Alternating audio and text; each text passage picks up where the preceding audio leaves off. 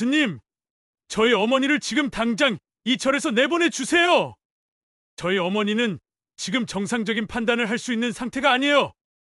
아들은 스님에게 소리쳤습니다. 아니야.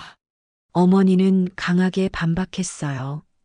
나는 내 의지로 여기 있는 거야. 엄마, 마지막으로 말할게요. 지금 당장 수진이랑 집으로 가요. 아니면 저는 더 이상 엄마 자식이 아니에요. 아들이 최후 통첩을 했어요. 엄마와 딸 수진이는 왜 갑자기 절로 들어가게 되었을까요? 그리고 아들은 왜 이들을 극구 막아서는 걸까요? 이 기막힌 가족의 선택은 어디서부터 잘못된 걸까요? 오늘의 이야기 시작하기에 앞서 구독과 좋아요는 무료니까요. 이야기 궁금하시면 지금 눌러주세요. 시작합니다. 경상북도 깊숙한 산골 마을, 그 어디에나 있을 법한 소박한 기와집 한 채가 아침 햇살을 받으며 고요히 서 있습니다. 마당에는 고추가 빨갛게 익어가고 된장독 위로 파리들이 윙윙거리며 날아다니려. 이 평범한 풍경 속에서 정부는 오늘도 부지런히 하루를 시작합니다. 정분의 나이 68. 농사일로 거칠어진 손이지만 가족을 위해서라면 언제나 따뜻한 미소를 잃지 않는 어머니입니다. 새벽 5시면 어김없이 일어나 밥을 짓고 된장찌개 끓이는 냄새가 온 집안을 가득 채우죠. 남편은 성실한 농부입니다. 말수는 적지만 묵묵히 논밭을 가꾸며 가족의 생계를 책임져 왔어요. 40년 넘게 이 땅을 일구며 살아온 그의 손등에는 흙이 배어 있고 얼굴에는 세월의 주름이 깊게 패여 있습니다. 아들 태수는 29살의 우직한 청년이에요. 고등학교를 졸업하자마자 도시의 공장으로 나가 밤낮으로 일하며 집안 살림의 보탬이 되려고 애쓰고 있죠. 한 달에 한 번씩 고향에 내려와 부모님께 용돈을 드리고 농사일도 거들어 줍니다.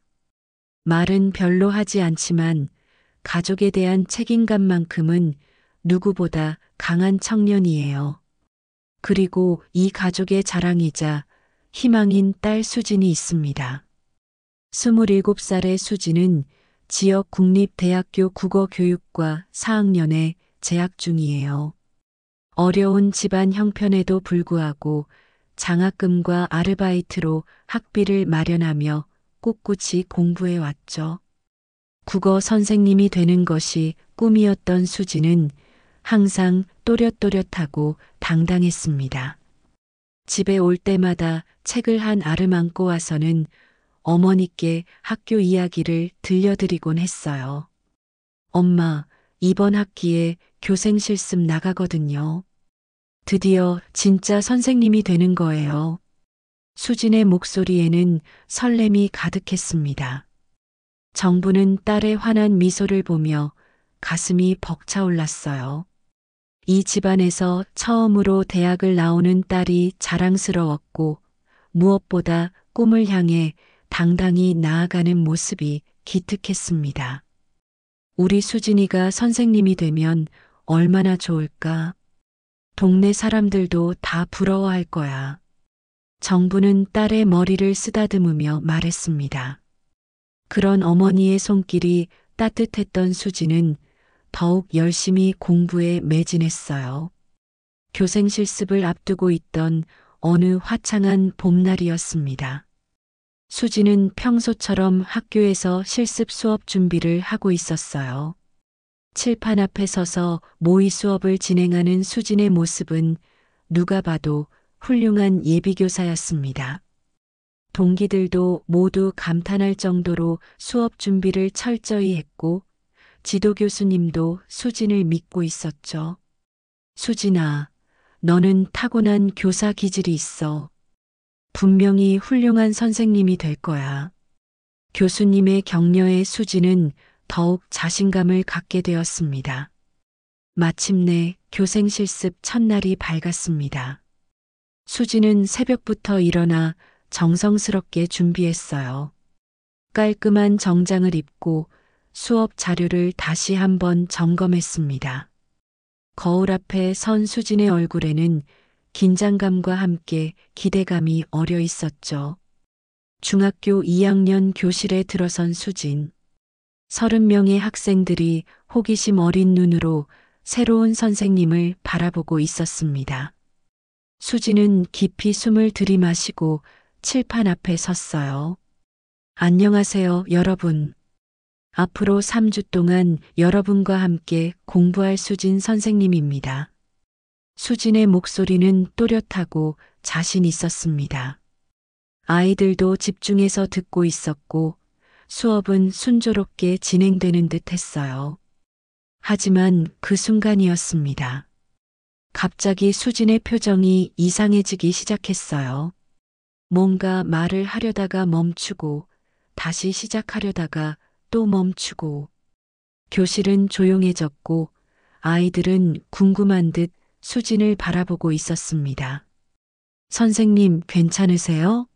한 학생이 조심스럽게 물었습니다.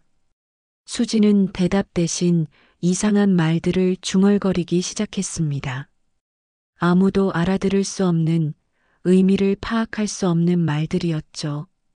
그러더니 갑자기 몸이 휘청거리며 교실 바닥에 쓰러졌습니다. 교실은 순식간에 아수라장이 되었어요. 아이들의 놀란 비명소리가 복도까지 울려 퍼졌고 담임교사와 다른 선생님들이 급히 달려왔습니다. 수지는 의식을 잃은 채 바닥에 누워 있었고 입가에서는 거품이 흘러나오고 있었어요. 119에 신고해요. 빨리. 수진 선생님, 정신 차리세요. 선생님들의 다급한 목소리와 함께 구급차 사이렌 소리가 학교 전체에 울려 퍼졌습니다. 그날 이후 수진의 인생은 예상치 못한 방향으로 급격히 기울어지기 시작했습니다. 그 누구도 이 일이 단순한 쇼크가 아닌 가족 전체를 뒤흔들 거대한 시련의 시작이 될 줄은 몰랐어요. 수진이 쓰러진 소식을 들은 정분의 가슴은 철렁 내려앉았습니다. 평생 건강하기만 했던 딸이 갑자기 쓰러졌다는 전화를 받고는 정신이 하나도 없었어요. 남편과 함께 급히 병원으로 달려갔지만 응급실 침대에 누워있는 딸의 모습은 너무나 낯설었습니다. 의사 선생님, 우리 딸이 왜 이런 거예요? 멀쩡하던 애가 갑자기. 정분의 목소리는 떨리고 있었습니다. 의사는 고개를 저으며 정확한 원인을 알 수 없다고 했어요. 몇몇 검사를 해봤지만 특별한 이상은 없다는 거였습니다. 며칠 후 수진이 깨어났을 때 가족들은 안도의 한숨을 쉬었어요. 하지만 그 안도감은 오래가지 못했습니다. 수진의 눈빛이 예전 같지 않았거든요. 멍하니 허공을 바라보며 혼잣말을 중얼거리는 모습이 이상했습니다. 엄마, 누가 나를 지켜보고 있어요. 저기 벽 뒤에서 누군가가 계속 지켜보고 있다고요. 수진이 떨리는 목소리로 말했습니다. 정부는 딸의 손을 꼭 잡으며 달래려 했지만 수진의 불안감은 점점 심해져만 갔어요. 집으로 돌아온 후에도 수진의 상태는 호전되지 않았습니다. 밤이 되면 갑자기 웃음을 터뜨리다가 금세 울음을 터뜨리곤 했어요. 가족들이 잠들 무렵이면 방에서 혼자 중얼거리는 소리가 들려왔고 때로는 벽을 두드리는 소리까지 났습니다. 정분아, 이건 보통 병이 아닌 것 같아. 큰 병원에 가봐야겠어. 남편의 말에 정분도 고개를 끄덕였습니다. 이미 동네 병원 3곳을 다녔지만 속 시원한 답을 듣지 못했거든요. 서울의 큰 대학병원을 찾아간 정분 부부. 정신건강의학과 교수는 수진을 오랫동안 관찰한 후 조심스럽게 말을 꺼냈습니다. 환자분의 증상을 보면 조현병 초기 증상일 가능성이 높습니다. 정확한 진단을 위해서는 더 지켜봐야 하지만 약물 치료를 시작하는 것이 좋겠습니다. 조현병이라는 단어에 정분의 온몸이 얼어붙었습니다. 남편 역시 말을 잇지 못하고 있었어요. 그토록 똑똑하고 당당했던 딸이 정신병에 걸렸다는 말을 받아들일 수가 없었습니다. 의사 선생님, 그게 무슨 말씀이세요? 우리 딸은 멀쩡한 아이예요. 대학교도 우등으로 다니고 있는데. 정분의 목소리에는 절망이 담겨 있었습니다. 의사가 처방해준 약을 먹기 시작했지만 수진의 상태는 나아지지 않았습니다. 오히려 더 심해지는 것 같았어요. 약을 먹으면 하루 종일 멍하니 있다가 밤이 되면 또 이상한 행동을 반복했습니다. 절망에 빠진 정부는 온갖 방법을 다 동원했습니다. 동네 무당을 찾아가 굿도 해보고 교회에 나가 철야기도도 했어요. 점쟁이가 조상의 한이 서려 있다고 하면 산소도 다시 써보고 한의원에서 침도 맞춰보고 민간요법이라는 것들은 다 해봤습니다. 하지만 딸의 상태는 점점 더 심각해져만 갔어요. 어느 날 밤에는 갑자기 방에서 큰 소리가 났습니다. 정분이 급히 달려가 보니 수진이 머리로 벽을 박고 있었어요. 수진아, 안 돼. 정분이 딸을 말렸지만 수진은 알아듣지 못하는 듯 했습니다. 수진의 눈빛은 완전히 다른 사람 같았어요. 그런 딸을 보며 남편은 점점 술에 의지하기 시작했습니다. 평생 술을 거의 안 마시던 사람이 매일 저녁 소주병을 기울였어요. 내가 뭘 잘못했길래 이런 일이. 남편은 술에 취해 한탄했습니다. 차라리 내가 죽었으면 좋겠어. 정부는 남편도 딸도 돌봐야 하는 상황에서 하루하루가 지옥 같았습니다. 낮에는 수진을 돌보느라 잠시도 눈을 뗄 수 없었고, 밤에는 딸이 무슨 일을 벌일지 몰라 한잠도 못 잤어요. 그러던 어느 날 남편이 갑자기 쓰러졌습니다. 스트레스로 인한 뇌출혈이었어요. 이미 고혈압이 있던 터에 극심한 스트레스까지 겹치면서 결국 쓰러지고 만 거였습니다. 여보, 정신 차려요. 정분의 절규가 집안에 울려 퍼졌지만 남편은 의식을 잃은 채였습니다. 119에 신고하고 병원으로 급히 실려갔지만 의사는 고개를 저었어요. 최선을 다해보겠지만 각오는 하셔야 할 것 같습니다. 사흘 후 남편은 깨어나지 못하고 그대로 세상을 떠났습니다. 장례식장에서 정부는 관 앞에 주저앉아 목 놓아 울었어요. 여보, 나 혼자 어떻게 살라고 이러는 거야. 수진이는 어떻게 하라고. 수진은 아버지의 죽음조차 제대로 이해하지 못하는 듯 했습니다. 장례식장에서도 혼자 중얼거리며 이상한 행동을 계속했어요. 조문객들의 시선이 따가웠지만 정분에게는 그런 것조차 신경 쓸 여유가 없었습니다. 차라리 내가 대신 아프면 안 되겠나? 정부는 관 앞에서 하늘을 원망했습니다. 평생 착하게 살았는데 왜 이런 시련을 주시는지 도저히 이해할 수 없었어요. 남편을 잃고 딸마저 이런 상태가 된 현실이 악몽 같았습니다. 장례를 치르고 집으로 돌아온 정분의 마음은 완전히 무너져 있었습니다. 이제 정말 혼자가 되었다는 생각에 앞이 캄캄했어요. 수진을 어떻게 돌봐야 할지, 앞으로 어떻게 살아가야 할지 아무것도 보이지 않았습니다. 남편의 장례를 치른 지 한 달이 지났지만 정분의 삶은 더욱 힘들어져만 갔습니다. 수진의 상태는 하루가 다르게 악화되고 있었어요. 이제는 밤낮을 가리지 않고 소리를 지르거나 혼자 웃음을 터뜨렸습니다. 이웃들의 시선도 점점 차가워졌고 누군가 경찰에 신고라도 할까봐 노심초사였어요. 엄마, 저들이 또 왔어요. 저기 창문 너머에서 나를 지켜보고 있어요. 수진이 떨리는 손으로 창문을 가리키며 말했습니다. 정분이 아무리 봐도 아무도 없었지만 수진에게는 누군가가 보이는 모양이었어요. 어느 날 새벽 정부는 잠에서 깨어 수진의 방을 확인하러 갔습니다. 그런데 수진이 보이지 않았어요. 온 집안을 다 뒤져봐도 없고 마당까지 나가서 찾아봐도 없었습니다. 수진아, 수진아. 정부는 목이 터져라 소리쳤습니다. 한밤중에 동네를 헤매며 딸을 찾아다녔어요. 마을 사람들도 나와서 함께 찾아줬지만 수진은 어디에도 없었습니다. 다음 날 아침 경찰서에서 연락이 왔어요. 수진이 산속에서 발견되었다는 거였습니다.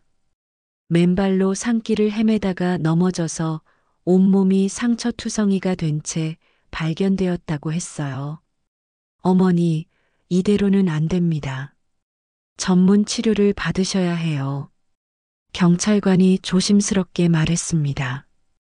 혹시 다른 사람이나 본인에게 해를 끼칠 수도 있어요. 그 말을 듣고 있던 정분의 다리에 힘이 빠졌습니다. 딸이 정말 위험한 상태라는 것을 이제야 실감하게 되었어요. 며칠 후 서울에서 내려온 아들 태수가 어머니와 심각한 대화를 나눴습니다. 동생의 상태를 본 태수는 충격을 감추지 못했어요.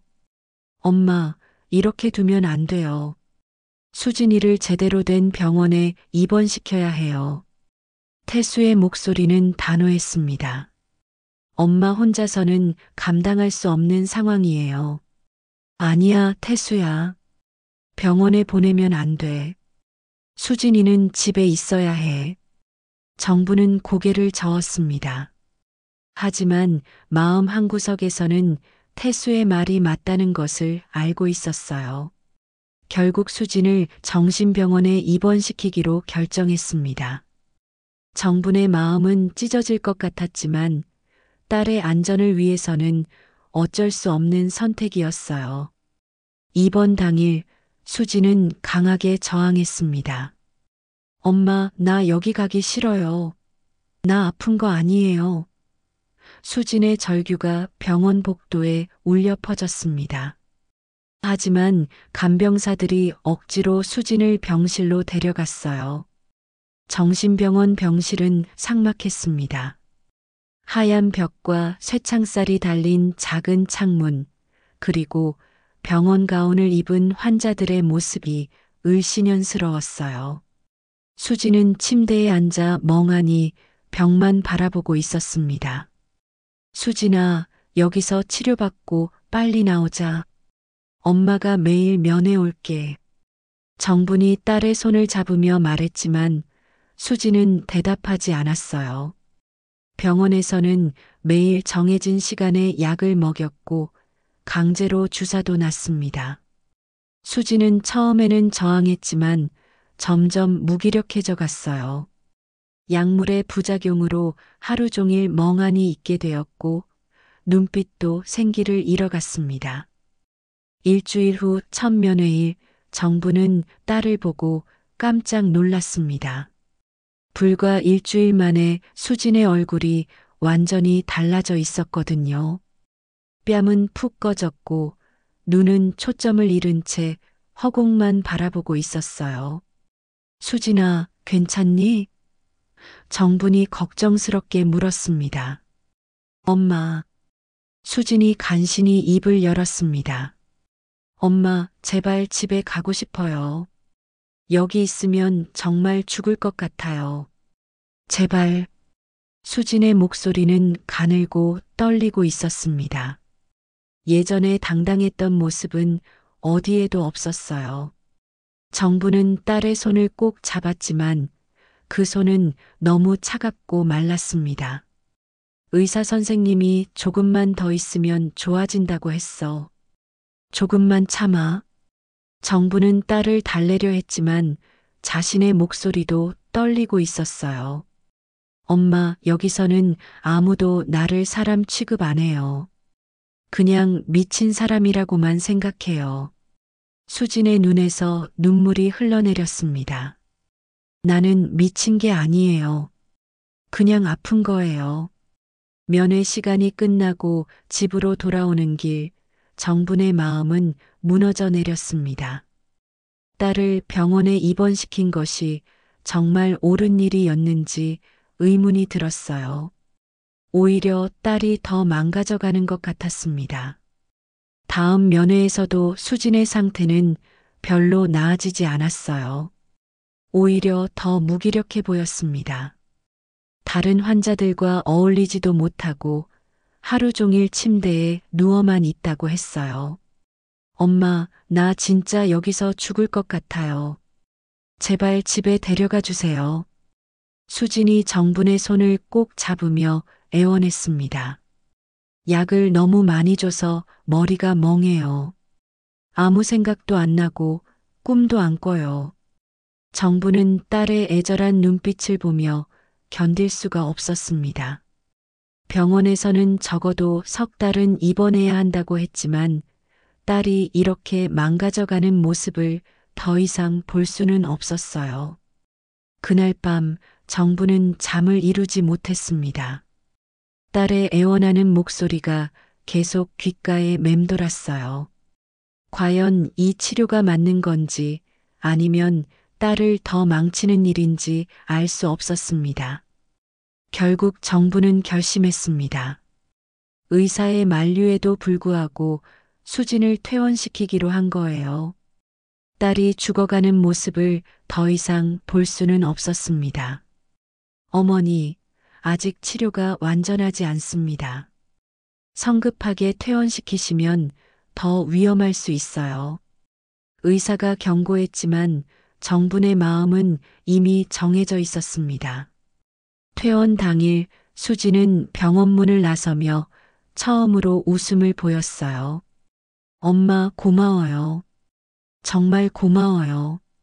하지만 정분의 마음은 복잡했습니다. 딸을 집으로 데려왔지만 앞으로 어떻게 해야 할지 막막했거든요. 그날 밤 정부는 딸을 돌보겠다는 광적인 각오로 가득 찼습니다. 병원도 안 되고 약도 안 된다면 자신이 직접 딸을 지켜내겠다고 다짐했어요.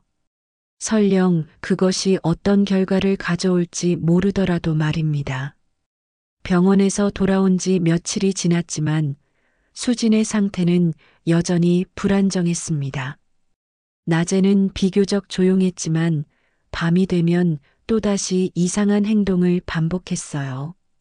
정부는 밤잠을 설치며 딸을 지켜봤지만 언제까지 이런 생활을 지속할 수 있을지 막막했습니다. 어느 날 밤 정부는 수진이 또다시 사라진 것을 발견했어요. 이번에는 대문이 활짝 열려 있었고 수진의 신발도 없었습니다. 정부는 급히 수진을 찾아 나섰지만 마을 어디에서도 딸을 찾을 수 없었어요. 새벽 무렵 마을 뒷산절에서 연락이 왔습니다. 수진이 법당한 마당에 앉아 있다는 거였어요. 정부는 허겁지겁절로 달려갔습니다. 수진아. 정분이 딸을 발견했을 때 수진은 법당을 바라보며 조용히 앉아 있었어요. 신기하게도 평소보다 훨씬 안정되어 보였습니다. 엄마, 여기 오니까 마음이 좀 편해져요. 수진이 조용히 말했습니다. 머릿속이 시끄럽지 않아요. 그 말을 들은 정분의 마음에 한 줄기 희망이 스며들었어요. 그동안 어떤 치료도 효과가 없었는데 절에 오니까 딸이 조금이나마 안정되는 것 같았습니다. 스님, 죄송합니다. 저희 딸이 정신이 좀. 정분이 주지스님께 사정을 말씀드렸어요. 스님은 자상한 미소를 지으며 두 모녀를 법당으로 안내했습니다. 어머니, 부처님 앞에서는 모든 중생이 평등합니다. 잠시 머물며 마음을 추스르세요. 스님의 따뜻한 말씀에 정분의 눈가가 뜨거워졌어요. 며칠 동안 절에 머물면서 정분은 놀라운 변화를 목격했습니다. 수진이 새벽 예불 시간에는 조용히 앉아서 연불 소리를 들었고, 낮에는 마당 청소도 도와주었어요. 물론 완전히 정상은 아니었지만 예전처럼 소리를 지르거나 난동을 부리지는 않았습니다. 엄마, 여기 있으면 좋아요. 머릿속 소음이 줄어들어요.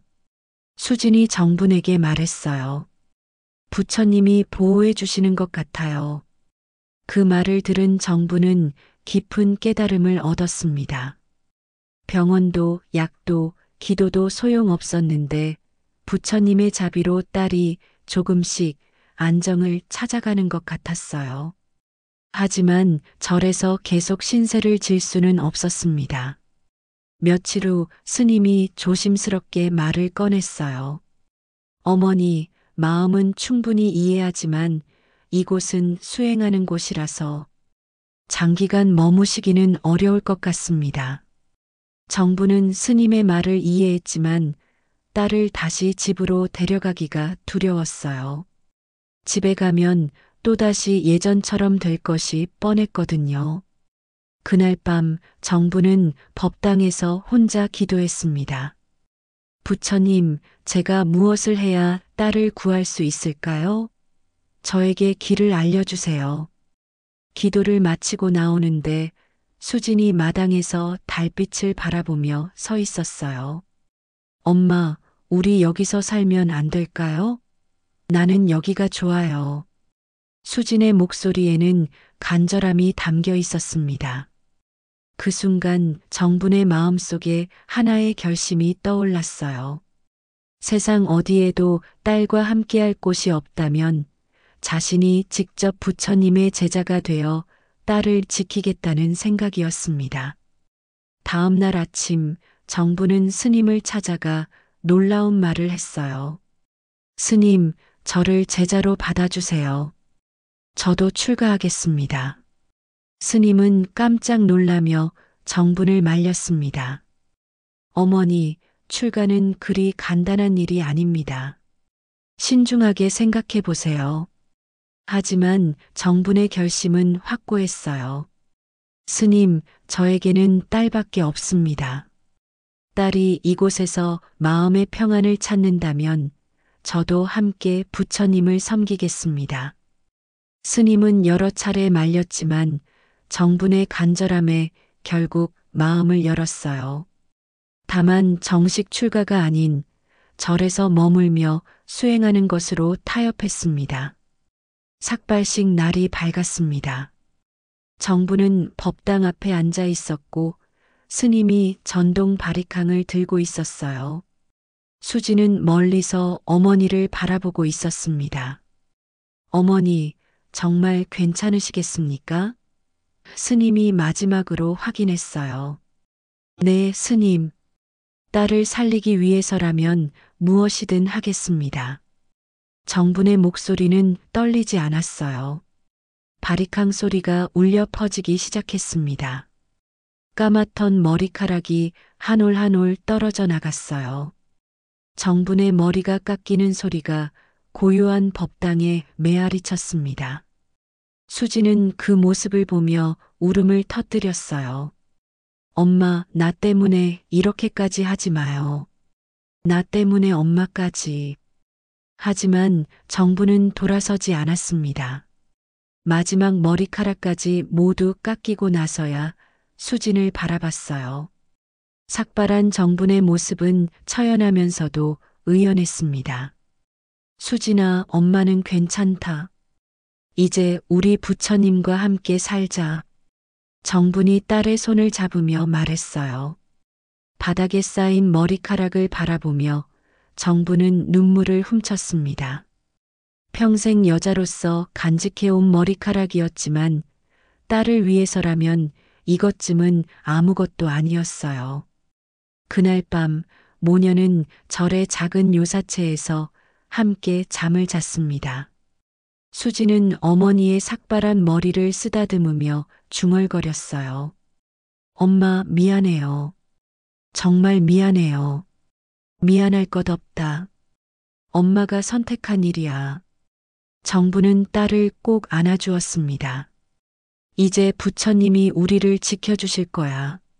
창밖으로는 달빛이 은은하게 비치고 있었고 멀리서 들려오는 연불 소리가 두 모녀의 마음을 어루만져 주었어요.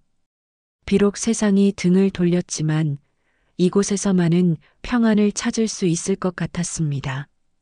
하지만 정부는 몰랐어요. 이 결정이 가족들에게 어떤 파장을 일으킬지, 그리고 더 큰 시련이 기다리고 있다는 것을 말입니다. 삭발한 정분과 수진이 절에서 지낸 지 보름이 지났을 무렵 예상치 못한 방문객들이 나타났습니다. 아들 태수를 비롯해 정분의 시댁 친척들이 절 입구에 나타난 거예요. 누군가 소문을 듣고 태수에게 알렸던 모양이었습니다. 엄마가 절에서 머리를 깎고 살고 있다던데 설마 그게 사실은 아니겠지? 태수는 반신반의하며 절로 향했어요. 하지만 요사체에서 나온 정분의 모습을 본 순간 태수의 얼굴은 경악으로 일그러졌습니다. 엄마, 이게 무슨 일이에요? 태수의 목소리가 절 마당에 크게 울려 퍼졌어요. 삭발한 채 회색 옷을 입고 있는 어머니의 모습이 믿어지지 않았습니다. 태수야, 왜 이렇게 소리를 지르니? 여기는 부처님 계신 곳이야. 정분이 조용히 말했지만 태수의 분노는 가라앉지 않았어요. 엄마, 정신 좀 차려요. 수진이 아픈 것도 모자라서 엄마까지 이래요? 태수는 어머니의 팔을 붙잡으며 말했습니다. 집으로 가요. 하지만 정부는 꿈쩍도 하지 않았어요. 나는 여기서 살 거다. 수진이가 여기서 마음이 편해한다. 그때 함께 온 친척들도 하나둘 입을 열기 시작했습니다. 형수님, 이건 아니에요. 수진이를 제대로 된 병원에 입원시켜야지. 무슨 절에서 살아요? 맞아요. 세상 사람들이 뭐라고 하겠어요? 정신병자 딸 때문에 어머니까지 중이 됐다고 하면. 친척들의 말에 정분의 얼굴이 굳어졌어요. 수진이는 정신병자가 아니야. 그냥 아픈 거라고. 그래도 이건 아니에요, 엄마. 태수가 다시 소리쳤습니다. 여동생을 절에 가둬놓고 엄마까지 출가하면 어떻게 해요? 아버지가 살아계시면 뭐라고 하시겠어요? 그 말에 정분의 가슴이 철렁했어요. 하지만 굽힐 수 없었습니다. 내 아버지도 수진이를 살리지 못하고 돌아가셨잖니. 나라도 딸을 지켜야지. 정분의 목소리는 단호했습니다. 여기서는 약 없이도 수진이가 조용해져. 부처님이 지켜주시는 거야. 부처님이 뭘 지켜줘요? 태수는 화가 머리끝까지 났어요. 병원에서 제대로 치료받아야죠. 이게 무슨 치료예요? 말다툼 소리가 점점 커지자 다른 스님들도 하나둘 나와서 상황을 지켜봤어요. 주지 스님도 난처한 표정으로 다가왔습니다. 여러분, 부처님 계신 곳에서 너무 큰 소리를 내시면. 스님이 조심스럽게 말했지만 태수는 들은 채도 하지 않았어요. 스님, 저희 어머니를 여기서 내보내주세요. 이 사람은 지금 정상적인 판단을 할 수 있는 상태가 아니에요. 태수가 스님께 말했습니다. 아니야. 정분이 강하게 반박했어요. 나는 내 의지로 여기 있는 거야. 수진이를 살리고 싶어서 출가한 거라고. 그때 요사체에서 수진이 나왔어요. 이 모든 소동을 듣고 있던 수진의 얼굴은 창백했습니다. 오빠, 왜 와서 엄마를 괴롭혀요? 수진이 떨리는 목소리로 말했어요. 수진아, 너도 정신 차려. 이게 정상이야? 엄마가 머리 깎고 절에서 사는 게? 태수는 동생을 보며 답답해했어요. 수진의 눈에서 눈물이 흘러내렸습니다. 나 때문에. 다 나 때문이에요. 내가 죽으면 돼요. 무슨 소리야? 정분이 급히 달려가 딸을 안았어요. 그런 말하는 거 아니야. 친척들은 이 모습을 보며 혀를 찼습니다. 정말 딱하네. 이 집안이 완전히 망가졌어. 집안 망신이야, 망신. 동네에서 뭐라고 하겠어. 그런 말들을 듣고 있던 수진이 갑자기 바닥에 주저앉으며 소리를 지르기 시작했어요. 그만해요. 다 그만해요. 나 때문에 이러지 마요. 수진이 머리를 감싸며 울부짖었습니다. 절마당이 완전히 아수라장이 되었어요. 태수는 어머니를 붙잡고 집으로 가자고 했고, 정부는 딸을 달래느라 정신이 없었고, 친척들은 웅성거리며 수군댔습니다. 여러분, 제발 조용히 해주세요. 주지스님이 큰 소리로 말했어요. 이곳은 수행하는 곳입니다. 이렇게 소란을 피우시면. 하지만 아무도 스님의 말을 듣지 않았어요. 갈등은 더욱 깊어져만 갔습니다. 엄마, 마지막으로 말할게요. 지금 당장 수진이랑 집으로 가요. 아니면 저는 더 이상 엄마 자식이 아니에요. 태수가 최후 통첩을 했어요. 정부는 아들을 똑바로 바라봤습니다. 태수야, 엄마는 수진이를 포기할 수 없어. 여기서라도 딸이 편애한다면 나는 여기서 살 거야. 정말 그러시겠어요? 태수의 목소리는 차가웠어요. 그래. 정분의 대답도 단호했습니다. 태수는 고개를 저으며 돌아섰어요. 알겠어요. 그럼 이제 저는 엄마 없는 거로 알겠어요. 친척들도 하나둘 태수를 따라 절을 떠났어요. 정말 답답한 사람이야. 저러다가 둘 다 완전히 망가지겠어. 모든 사람들이 떠나고 나자 절은 다시 고요해졌어요. 하지만 정분의 마음은 찢어질 것 같았습니다. 아들마저 등을 돌렸다는 생각에 가슴이 아팠어요. 수지는 어머니 곁에 앉아 조용히 말했어요. 엄마, 나 때문에 오빠까지. 미안해요. 괜찮다. 엄마가 선택한 일이야. 정분이 딸의 손을 잡았지만 마음속으로는 눈물이 흘러내리고 있었어요. 그날 밤 정부는 법당에서 혼자 기도했습니다. 부처님, 제가 잘못된 선택을 한 건가요? 아들도 잃고 이게 맞는 길인가요? 하지만 답은 들려오지 않았어요. 다만 멀리서 들려오는 연불 소리만이 정분의 아픈 마음을 위로해 줄 뿐이었습니다. 가족 간의 갈등은 이제 돌이킬 수 없을 만큼 깊어져 버렸고 정부는 정말로 혼자가 된 기분이었어요. 태수와 친척들이 떠난 지 한 달이 지났습니다. 정분과 수진은 절에서 조용한 나날을 보내고 있었어요. 수진의 상태는 예전보다 많이 안정되었지만 여전히 완전히 회복된 것은 아니었습니다. 가끔씩 혼잣말을 하거나 이상한 행동을 보이곤 했어요. 어느 날 아침 수진이 새벽 예불에 참석하려고 법당으로 가던 중이었습니다. 갑자기 수진이 비틀거리더니 그대로 쓰러졌어요. 수진아. 정분이 급히 달려갔지만 수진은 의식을 잃은 채였습니다. 이번에는 예전과 달랐어요. 얼굴이 새파랗게 질려 있었고 입술도 파래져 있었습니다. 스님, 빨리 119에 신고해 주세요. 정분의 다급한 목소리가 절 전체에 울려 퍼졌어요. 구급차가 도착해 수진을 대학병원으로 이송했습니다. 정부는 구급차 안에서 딸의 손을 꼭 잡고 있었어요. 수진의 맥박이 너무 약했고 호흡도 불규칙했습니다. 환자 의식 잃고 있고 혈압 급격히 떨어지고 있어요.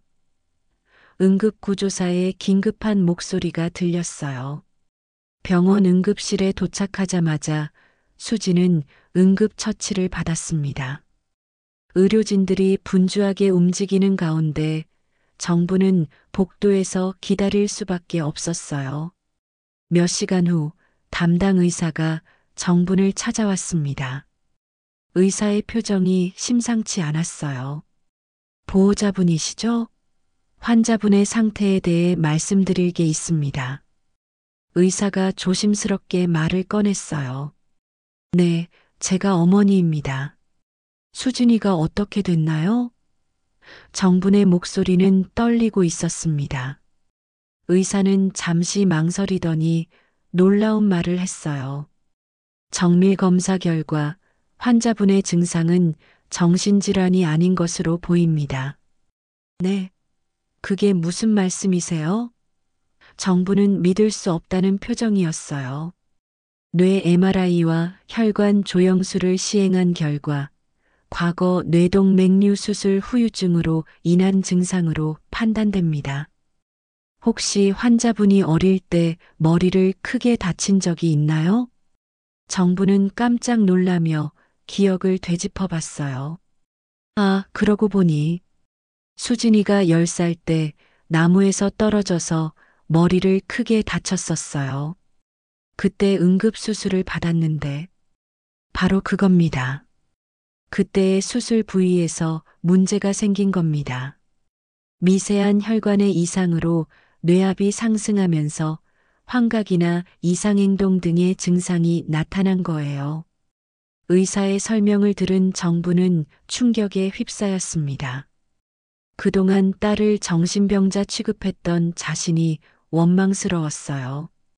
그럼 그동안 정신과 치료는 전부 잘못된 거였단 말씀이에요? 네, 안타깝게도 그렇습니다. 초기 진단에서 놓친 부분이 있었던 것 같습니다. 뇌동맥류 수술 이력에 대한 정확한 정보가 없었다면 오진할 수 있는 케이스입니다.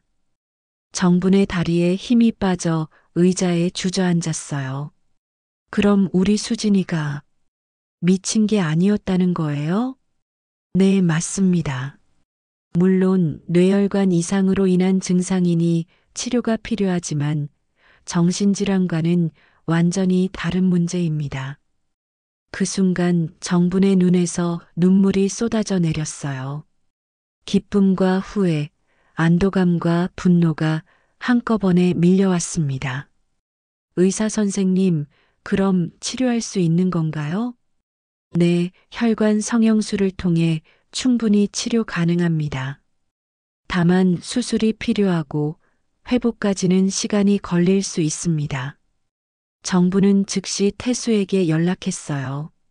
한 달 전 화를 내며 떠났던 아들이지만 이 소식만은 꼭 알려야 했습니다. 태수야, 엄마야. 급한 일이 생겨서. 엄마, 무슨 일이에요? 수진이가 또 사고라도 쳤어요? 태수의 목소리는 여전히 차갑했어요. 아니야, 그게 아니라. 수진이가 정신병이 아니었어. 뇌혈관 이상이었다고 의사가 그러네. 전화 너머로 태수의 놀란 숨소리가 들렸어요. 그게 무슨 말이에요? 정부는 울먹이며 의사의 말을 그대로 전했습니다. 태수는 한동안 말이 없더니 결국 말했어요. 엄마, 제가 지금 병원으로 갈게요. 몇 시간 후 태수가 병원에 도착했습니다. 친척들도 함께 왔어요. 모두들 믿을 수 없다는 표정이었습니다. 정말 정신병이 아니었다고요? 태수가 의사에게 직접 확인했어요. 네, 뇌혈관 이상으로 인한 증상이었습니다. 정신질환이 아닙니다. 그 말을 들은 태수의 얼굴이 일그러졌어요. 그동안 동생을 정신병원에 보내라고 했던 자신이 부끄러웠습니다. 병실에서 깨어난 수진을 본 가족들은 모두 눈물을 흘렸어요. 수진은 아직 완전히 회복되지 않았지만 예전보다 훨씬 맑은 눈빛을 하고 있었습니다. 엄마, 나 이제 괜찮아지는 거죠? 수진이 힘없이 물었어요. 그래, 우리 수진이. 이제 정말 좋아질 거야. 정분이 딸의 손을 꼭 잡으며 말했어요. 그날 밤 정분은 태수와 함께 병원 복도에서 길고 깊은 대화를 나눴습니다. 엄마, 죄송해요. 제가 너무 성급했어요. 태수가 고개를 숙였어요. 아니야, 엄마도 미안하다. 너한테 너무 심하게 말했어. 정분도 아들에게 사과했어요. 그런데 엄마 정말 절에서 머리 깎은 걸 후회 안 해요? 정분은 잠시 생각에 잠겼어요. 후회하지 않아. 그때는 그게 수진이를 살리는 유일한 방법이라고 생각했거든. 비록 진짜 병명을 몰랐지만 절에서 수진이가 안정됐던 것도 사실이야. 태수는 어머니의 말을 듣고 고개를 끄덕였어요. 그제야 어머니의 마음을 이해할 수 있었습니다. 엄마, 앞으로는 제가 도와드릴게요. 수진이 치료도 제가 책임질게요. 고맙다, 태수야. 정말 고맙다. 그날 밤 정부는 오랜만에 편안한 잠을 잤어요. 비록 길고 힘든 시간이었지만 마침내 진실을 알게 되었고 가족도 다시 하나가 될 수 있었습니다. 무엇보다 수진이를 구할 수 있다는 희망이 생겼어요. 수진의 정확한 진단명이 밝혀진 지 일주일이 지났습니다. 뇌혈관 성형술이 필요하다는 의사의 말에 가족들은 희망과 걱정을 동시에 안고 있었어요. 수술비도 만만치 않았고 수술 후 회복 과정도 만만치 않을 것이라고 했습니다. 병원 복도에서 가족회의가 열렸어요. 태수와 친척들이 모여 앞으로의 계획을 논의했습니다. 수술은 해야겠지만 그 다음이 문제야. 태수가 말을 꺼냈어요. 의사 선생님 말로는 수술 후에도 재활 치료가 몇 년은 걸릴 수 있다고 하더라고. 큰아버지가 고개를 끄덕였습니다. 그렇다면 전문 시설에 맡기는 게 나을 것 같은데. 집에서 돌보기에는 한계가 있잖아. 맞아요. 요양병원이나 재활센터 같은 곳에서 전문적으로 치료받는 게 수진이한테도 좋을 거예요. 고모도 거들었어요. 하지만 정부는 그 말을 듣고 펄쩍 뛰었습니다. 안 돼요. 수진이를 또 시설에 맡길 수는 없어요. 형수님, 현실을 봐요. 집에서 어떻게 감당해요? 큰아버지가 답답해했어요. 그동안 혼자서 얼마나 힘들었어요. 이제라도 전문가들한테 맡겨야죠. 고모도 정분을 설득했어요. 태수는 어머니와 친척들 사이에서 고민이 깊었어요. 엄마, 저도 일을 해야 하니까 매일 도와드릴 수는 없어요. 현실적으로 생각해 보세요. 정분의 목소리는 더욱 단호해졌습니다. 아니야. 나는 수진이를 절대 시설에 맡기지 않을 거야. 내가 끝까지 돌볼 거야. 엄마, 그러면 엄마까지 쓰러져요. 태수가 목소리를 높였어요. 병원에서도 전문 케어가 필요하다고 했잖아요. 전문 케어? 정신병원에서 우리 수진이한테 뭘 해줬는데? 정분이 맞받아쳤어요. 약만 실컷 먹여서 사람을 폐인으로 만들어 놨잖아. 친척들은 정분의 완고함에 한숨을 쉬었어요. 형수님, 이번엔 다르잖아요. 정확한 진단도 나왔고, 다르긴 뭐가 달라요. 시설은 시설이에요. 정부는 고개를 저었어요. 수진이는 집에서 엄마 곁에서 치료받을 거예요. 그때 병실에서 수진이 나왔어요. 복도에서 들리는 소리를 다 들었던 모양이었습니다. 또 나 때문에 싸우는 거예요? 수진의 목소리는 힘이 없었어요. 수진아, 아무 걱정하지 마. 엄마가 다 해결할 거야. 정분이 딸을 안으며 말했어요. 하지만 태수는 더 이상 물러설 수 없었습니다. 엄마, 저는 반대예요. 수진이를 전문 병원에 입원시켜야 해요. 태수야. 정분이 아들을 노려봤어요. 엄마가 절에서 머리까지 깎고 수진이를 돌본 마음은 알겠어요. 하지만 이제는 다른 방법을 찾아야 해요. 태수의 목소리도 단호했어요. 나는 싫어. 절대 안 돼. 정분이 고집을 부렸어요. 그때 담당 의사가 복도로 나왔어요. 가족들의 대화를 들었는지 조심스럽게 말을 건넸습니다. 가족분들께서 치료 방향에 대해 고민이 많으신 것 같은데 제가 한 말씀 드려도 될까요? 모든 사람들이 의사를 바라봤어요. 환자분의 경우 수술 후 집중적인 재활 치료가 필요합니다. 하지만 가정에서도 충분히 가능한 치료들이 많아요. 물론 가족의 헌신이 필요하지만 오히려 가정에서의 치료가 더 효과적일 수도 있습니다. 그 말을 들은 정분의 얼굴이 밝아졌어요. 그러니까 집에서 치료해도 된다는 말씀이죠? 네, 다만 조건이 있습니다. 의사가 계속 말했어요. 가족이 힘을 합쳐야 합니다.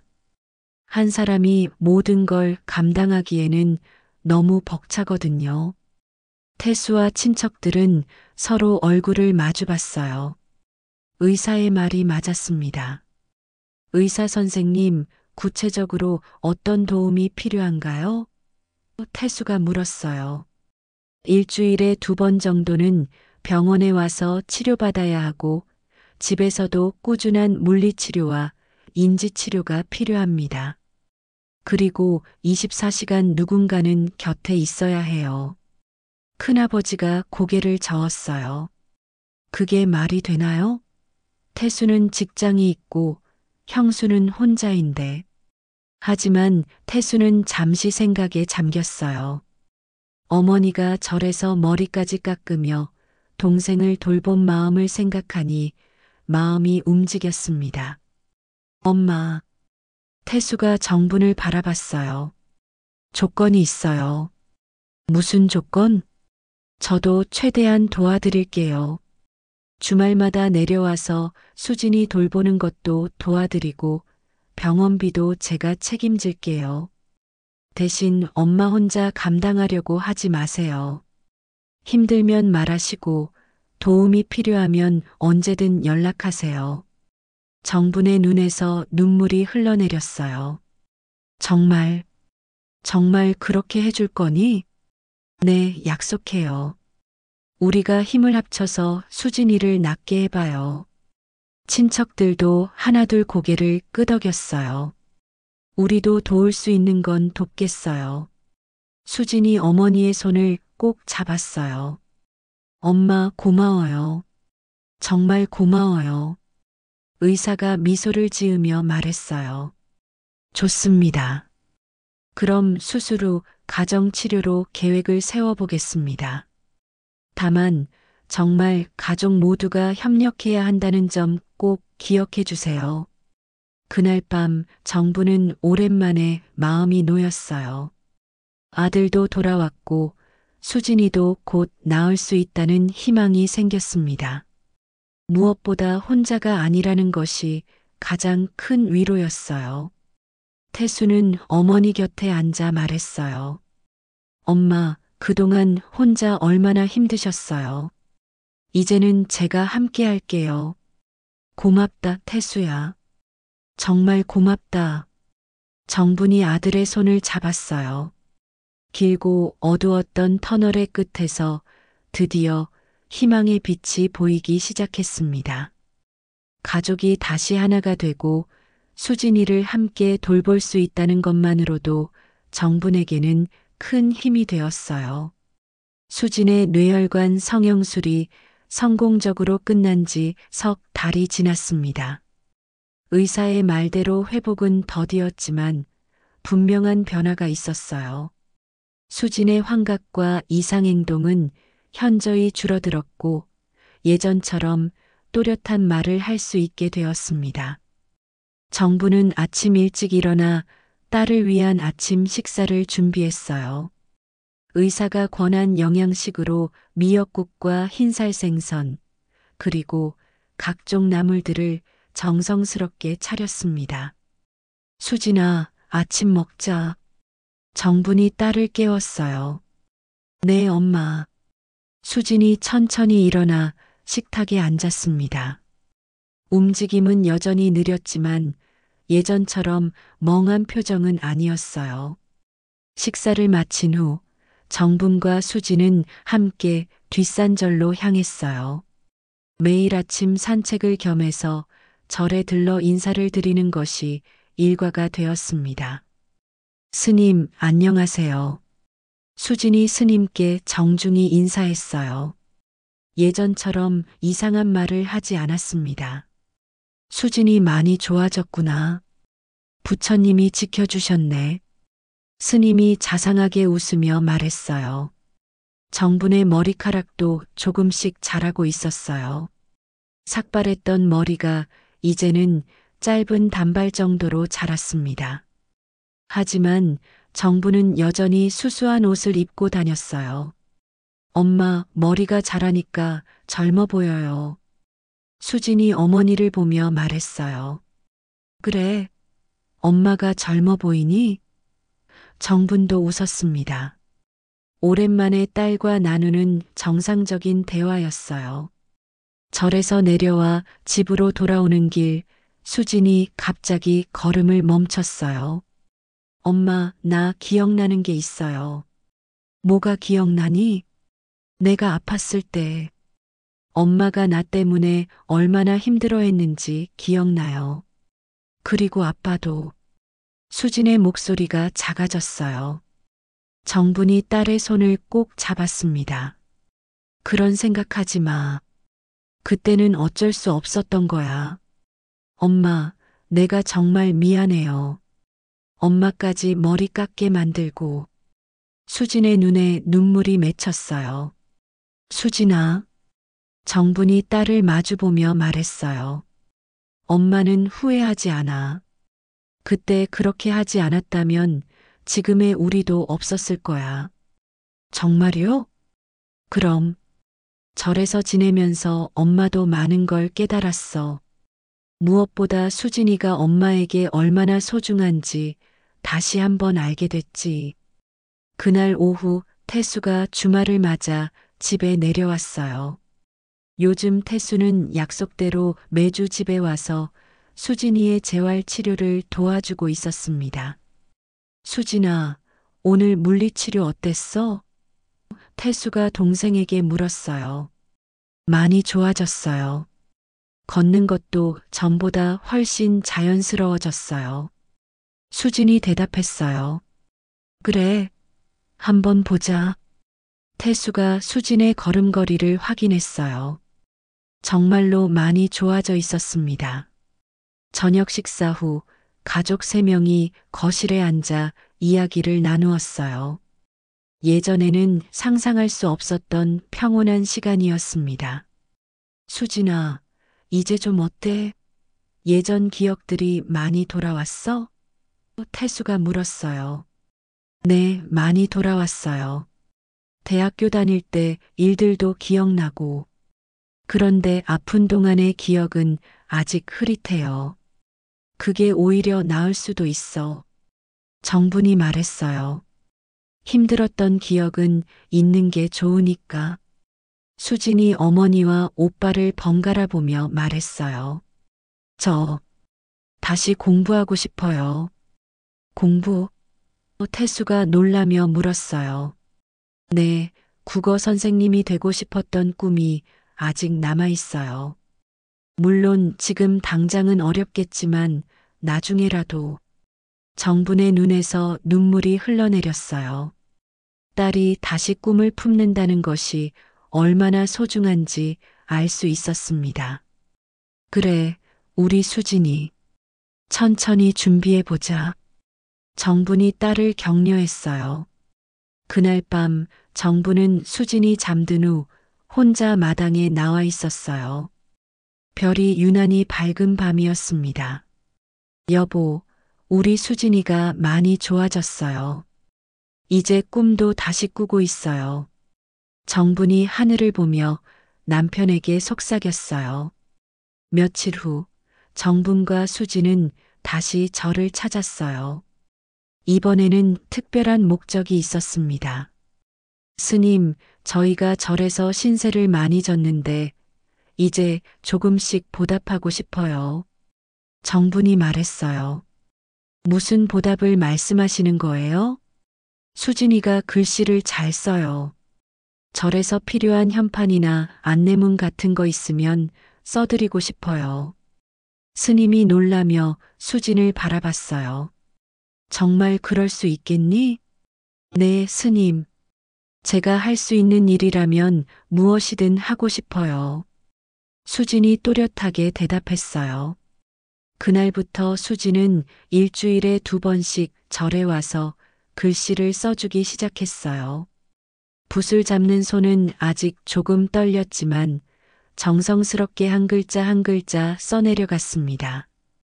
수진이 글씨가 참 좋구나. 마음이 담겨 있어. 스님이 칭찬해 주었어요. 몇 달이 더 지나자 수진의 상태는 놀랄 만큼 좋아졌어요. 이제는 혼자서도 마을을 돌아다닐 수 있을 정도였습니다.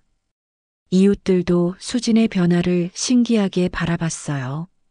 정분이네 딸이 정말 많이 좋아졌네. 정분이가 얼마나 정성을 들였으면. 맞아, 어머니 사랑이 약보다 나은가 봐. 어느 날 아침 정분과 수진이 함께 밥을 짓고 있을 때였어요.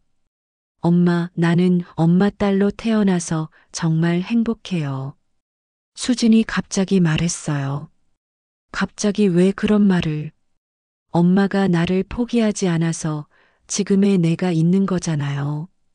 다른 엄마였다면 진작에 포기했을 텐데. 정분이 딸을 꼭 안아주었어요. 수진아, 너는 엄마에게 절망이 아니라 희망을 준 거야. 너 때문에 엄마도 더 강해졌어. 정말이요? 정말이야.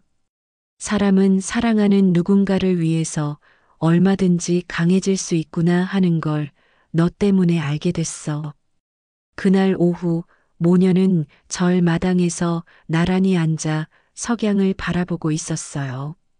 정분의 머리카락은 어느새 어깨까지 내려왔고 수진의 얼굴에는 건강한 혈색이 돌고 있었습니다. 엄마, 우리 정말 힘든 시간을 잘 견뎌냈네요. 수진이 말했어요. 그러게 말이야. 그때는 끝이 없을 것 같았는데. 엄마 앞으로도 함께 살아내요. 어떤 일이 있어도. 정분이 딸의 손을 꼭 잡았어요. 그럼 우리 함께 살아내자. 햇살이 절 마당을 환하게 비추고 두 사람의 그림자가 길게 드리워져 있었어요. 고통 속에서도 서로를 놓지 않았기에 이겨낼 수 있었던 모녀. 이제 그들 앞에는 새로운 희망의 길이 펼쳐져 있었습니다. 그 순간 고통과 절망이 결국 사랑과 희망으로 승화될 수 있다는 깨달음이 두 사람의 가슴 깊이 새겨졌습니다. 오늘의 이야기 어떠셨나요? 끝까지 함께하는 모성애, 여러분은 어떻게 느끼셨는지 댓글 남겨주세요. 모든 가족들에게 따뜻한 위로가 됩니다.